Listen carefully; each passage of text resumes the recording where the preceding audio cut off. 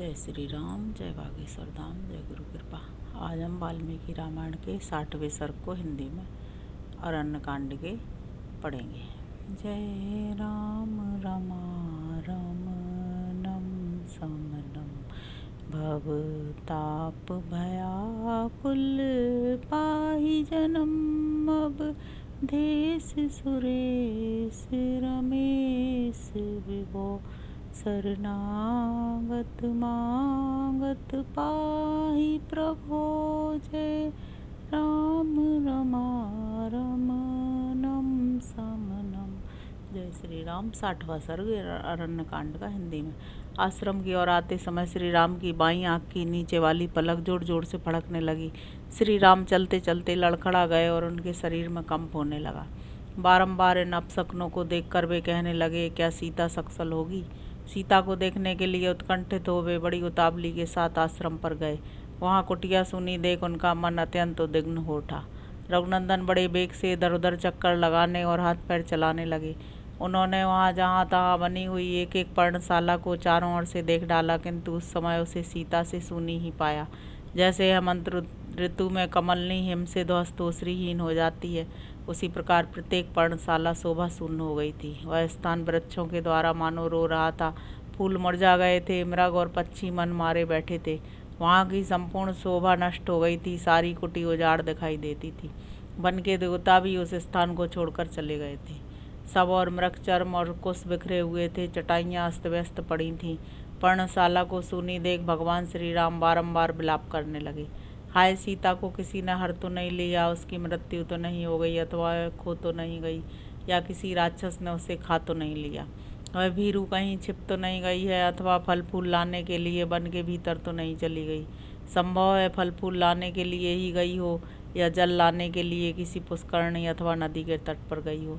श्री रामचंद्र जी ने प्रयत्न पूर्वक अपनी प्रिय पत्नी सीता को वन में चारों ओर ढूंढा, किंतु कहीं भी उनका पता न लगा। शोक के कारण श्रीमान राम की आंखें लाल हो गईं। वे उन्मत्त के समान दिखाई देने लगे। एक वृक्ष से दूसरे वृक्ष के पास दौड़ते हुए वे पर्वतों, नदियों और नदी के किनारे घूमने लगे। शोक से समुद्र में डूबे हुए श्री रामचंद्र जी विलाप करते करते वृक्षों से पूछने लगे, कदम्ब, क्या मेरी प्रिय सीता तुम्हारे पुष्प पे बहुत प्रेम करती थी? क्या वह यहाँ है? क्या तुमने उसे देखा है? यदि जानते हो तो उसे सुबह सीता का पता लगाओ। उसके अंग सुनिग्ध पल्लवों के समान कोमल हैं तथा शरीर पर पीले रंग की रेशमी साड़ी शोभा पाती है। बिल्व, मेरी प्रिया के स्तन तुम्हारे ही समान है। यदि तुमने उसे देखा हो तो बताओ। अथवा अर्जुन, तुम्हारे फूलों पर मेरी प्रिया का विशेष अनुराग था, अतः तुम ही उसका कुछ समाचार बताओ। कृशांगी जनक किशोरी जीवित है या नहीं? यह कुकुब अपने ही समान उरु वाली मिथिलेश कुमारी को अवश्य जानता होगा, क्योंकि यह वनस्पति लता पल्लव तथा फूलों से संपन्न हो बड़ी शोभा पा रहा है। ककुब, तुम सब वृक्षों में श्रेष्ठ हो, क्योंकि ये भ्रमर तुम्हारे समीप आकर अपने झंकारों द्वारा तुम्हारा यशोगान करते हैं। यह तिलक वृक्ष अवश्य सीता के विषय में जानता होगा, क्योंकि मेरी प्रिया सीता को भी तिलक से प्रेम था। अशोक, तुम शोक दूर करने वाले हो। इधर मैं शोक से अपनी चेतना खो बैठा हूँ। मुझे मेरी प्रियतमा का दर्शन कराकर शीघ्र ही अपने जैसे नाम वाला बना दो। मुझे अशोक कर दो। ताल वृक्ष, तुम्हारे पके हुए फल के समान स्तन वाली सीता को यदि तुमने देखा हो तो बताओ। यदि मुझ पर तुम्हें दया आती हो तो उस सुंदरी के विषय में अवश्य कुछ कहो। जामुन, जामुनत के समान कांति वाली मेरी प्रिया यदि तुम्हारी दृष्टि में पड़ी हो, यदि तुम उसके विषय में कुछ जानते हो तो निशंक होकर मुझे बताओ। कनेर, आज तो फूलों के लगने से तुम्हारी बड़ी शोभा हो रही है। अहो मेरी प्रिया साध्वी सीता को तुम्हारे ये पुष्प बहुत पसंद थे। यदि तुमने उसे कहीं देखा हो तो मुझसे कहो। इसी प्रकार आम, कदम, विशाल, साल, कटहल, कुरब, धव और अनार आदि वृक्षों को भी देखकर महायशस्वी श्री रामचंद्र जी उनके पास गए और बकुल, पुन्नाक, चंदन तथा केवड़े आदि के वृक्षों से भी पूछते फिरे। उस समय वे वन में पागल की तरह इधर उधर भटकते दिखाई देते थे। अपने समान हरिण को देखकर वे बोले, मृग, अथवा तुम ही बताओ। मृगनयनी मैथिली को जानते हो? मेरी प्रिया की दृष्टि भी तुम हरिणों की सी है, अतः संभव है वह हरिणियों के ही साथ हो। श्रेष्ठ गजराज, तुम्हारी सूंड के समान ही जिसके दोनों उरु हैं, उस सीता को संभवतः तुमने देखा होगा। मालूम होता है तुम्हें उसका पता विदित है, अतः बताओ वह कहाँ है। व्याघ्र, यदि तुमने मेरी प्रिया चंद्रमुखी मैथिली को देखा हो तो निशंक होकर बता दो, मुझसे तुम्हें कोई भय नहीं होगा। प्रिय, क्यों भागी जा रही हो कमल लोचने? निश्चय ही मैंने तुम्हें देख लिया है। तुम वृक्षों की ओट में अपने आप को छिपाकर मुझसे बात क्यों नहीं करती हो? बरारोहे, ठहरो ठहरो, क्या तुम्हें मुझ पर दया नहीं आती है? अधिक हास परिहास करने का तुम्हारा स्वभाव तो नहीं था, पर किस लिए मेरी उपेक्षा करती हो? सुंदरी, पीली रेशमी साड़ी से ही तुम कहाँ हो यह सूचना मिल जाती है। भागी जाती हो तो भी मैंने तुम्हें देख लिया है। यदि मेरे प्रति स्नेह एवं सौहार्द हो तो खड़ी हो जाओ। अथवा निश्चय ही वह नहीं है। उस मनोहर मुस्कान वाली सीता को राक्षसों ने मार डाला, अन्यथा इस तरह संकट में पड़े हुए कि वह कदापि उपेक्षा नहीं कर सकती थी। स्पष्ट जान पड़ता है कि मासवच्छी राक्षसों ने मुझसे बिछड़ी हुई मेरी भोली भाली प्रिया मैथिली को उसके सारे अंग बांट कर खा लिया।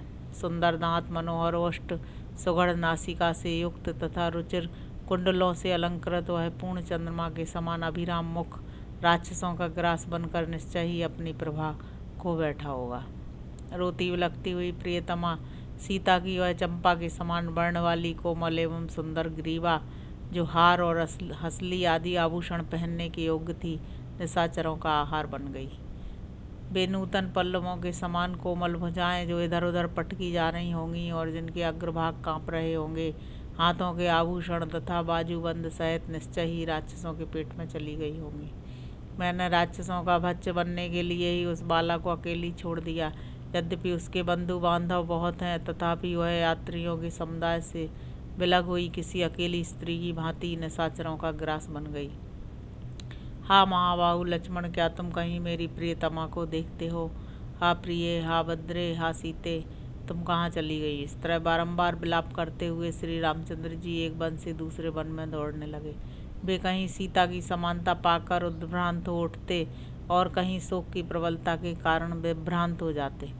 अपनी प्रियतमा की खोज करते हुए वे कभी कभी पागलों की सी चेष्टा करने लगते थे। उन्होंने बड़ी दौड़ धूप करके कहीं भी विश्राम न करते हुए वनों, नदियों, पर्वतों, पहाड़ी झरनों और विभिन्न काननों में घूम घूम कर अन्वेषण किया। उस समय मतलेस कुमारी को ढूंढने के लिए वे उस विशाल एवं विस्तृत वन में गए और सब में चक्कर लगाकर थक गए तो भी निराश नहीं हुए। उन्होंने पुनः अपनी प्रियतमा के अनुसंधान के लिए बड़ा भारी परिश्रम किया। इस प्रकार श्री वाल्मीकि निर्मित आर्ष रामायण आदि का अपहरण कांड में 60वां सर्ग पूरा हुआ। अब हम 61वां सर्ग हिंदी में पढ़ेंगे।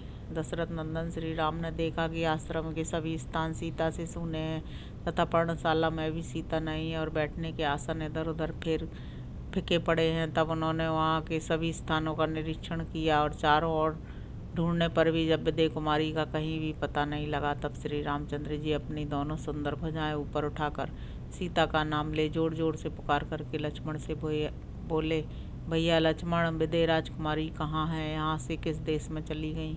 सुमित्रा नंदन, मेरी प्रिय सीता को कौन हर ले गया अथवा किस राक्षस ने खा डाला?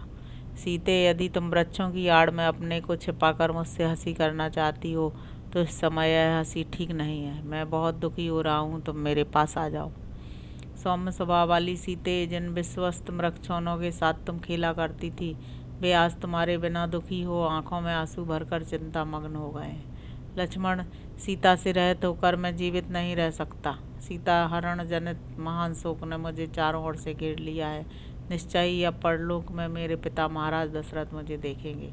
वे मुझे उपालंब देते हुए कहेंगे, मैंने तो तुम्हें वनवास के लिए आज्ञा दी थी और तुमने भी वहाँ रहने की प्रतिज्ञा कर ली थी। फिर उतने समय तक वहाँ रहकर उस प्रतिज्ञा को पूर्ण किए बिना ही तुम यहाँ मेरे पास कैसे चले आए? तुम जैसे स्वेच्छाचारी, अनार और मिथ्यावादी को धिक्कार है। यह बात परलोक में पिताजी मुझसे अवश्य कहेंगे। बरारोहे सुमध्यमय सीते, में विवश शोक संतप्त दीन भग्न मनोरथ हो करुणाजनक अवस्था में पड़ गया हूँ। जैसे कुटिल मनुष्य को कीर्ति त्याग देती है, उसी प्रकार तुम मुझे यहाँ छोड़कर कहाँ चली जा रही हो? मुझे ना छोड़ो, ना छोड़ो। तुम्हारे वियोग में मैं अपने प्राण त्याग दूंगा। इस प्रकार अत्यंत दुख से आतुर हो विलाप करते हुए रघुकुल नंदन श्री राम सीता के दर्शन के लिए अत्यंत उत्कंठित हो गए, किंतु वे जनक नंदिनी उन्हें दिखाई न पड़ी। जैसे कोई हाथी किसी बड़ी भारी दलदल में फंसकर कष्ट पा रहा हो, उसी प्रकार सीता को न पाकर अत्यंत शोक में डूबे हुए श्री राम से उनके हित की कामना रखकर लक्ष्मण यूँ बोले, महामते आप विषाद न करें, मेरे साथ जानकी को ढूंढने का प्रयत्न करें। वीरवर सामने जो ऊंचा पहाड़ दिखाई देता है अनेक कंदराओं से सुशोभित है। मिथिलेश कुमारी को वन में घूमना प्रिय लगता है। वे वन की शोभा देखकर हर्ष से उन्मत्त हो उठती हैं।